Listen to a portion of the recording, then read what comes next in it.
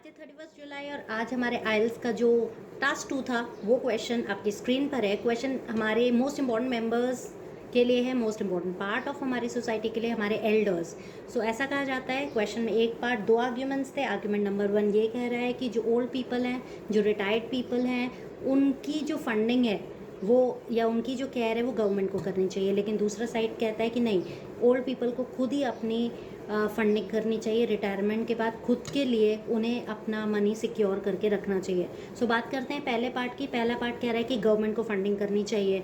उसमें कुछ लोगों का ये मानना है कि अगर गवर्नमेंट फंड करे, बहुत बार ऐसा होता है कि फैमिलीज़ के जो चिल्ड्रन होते हैं उनके, वो उनको ओल्ड एज होम्स में भेज देते हैं या उनको फाइनेंशियली इतने केपेबल नहीं होते कि वो अपने बड़ों का देखभाल कर पाएँ। तो लोगों का मानना है कि अगर एल्डर्स को गवर्नमेंट अगर फंड करती है तो definitely they can live a better life, a life of respect and dignity. उन्हें अपने बच्चों पर डिपेंडेंट नहीं रहना पड़ेगा और अननेसेसरली उनकी लाइफ बहुत ही बैड फेज पर नहीं जाएगी। तो और ये भी कहा जाता है कि गवर्नमेंट की रिस्पॉन्सिबिलिटी होती है to take care of the people.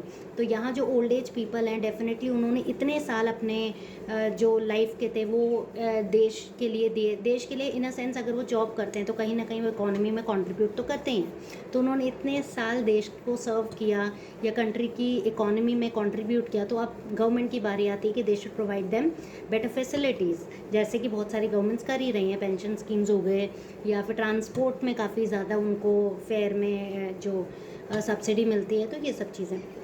On the other hand कुछ लोग कहते हैं नहीं, उन्हें खुद अपनी फंडिंग करनी चाहिए। अगेन ये भी एक बहुत ही इंटरेस्टिंग पहलू है, क्योंकि येस, गवर्नमेंट के लिए प्रैक्टिकली पॉसिबल नहीं है कि पुअर सभी रिटायरीज़ के लिए वो फंडिंग करें, क्योंकि इंडिया जैसी कंट्री जहाँ पॉपुलेशन एक्सप्लोजन है, जहाँ पॉपुलेशन इतनी ज़्यादा है, जहाँ ओल्ड एज लोग भी बहुत ज़्यादा हैं, practically it is not feasible. It is not feasible मतलब it is not possible for the government to do all this things. It can really create a problem for them. दूसरा, government के बाद तो they should be self reliant. Self reliant होता है आत्मनिर्भर, उन्हें अपने ऊपर डिपेंडेंट होना चाहिए, ना कि गवर्नमेंट के ऊपर।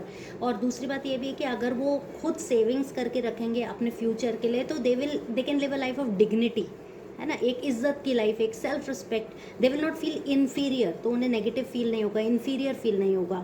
सो कुछ लोगों का मानना है कि नहीं, on the other hand many people think that people should, the old people should start investing since their working life only, so that in future they don't have to depend on the governments, and practically government के लिए feasible नहीं है। rather better होगा ना कि government can spend this money on developing the infrastructure of the country, क्योंकि infrastructure development बहुत ज़रूरी है। और दूसरी बात ये भी है कि old people अब economy में कोई contribution देते नहीं है, तो government के लिए it will lead to an overburden on the government। so अगर government दूसरी एरियाज़ में इन्वेस्ट करेगी तो it can foster the development. FOSTER, foster means बढ़ाना, आगे ले जाना।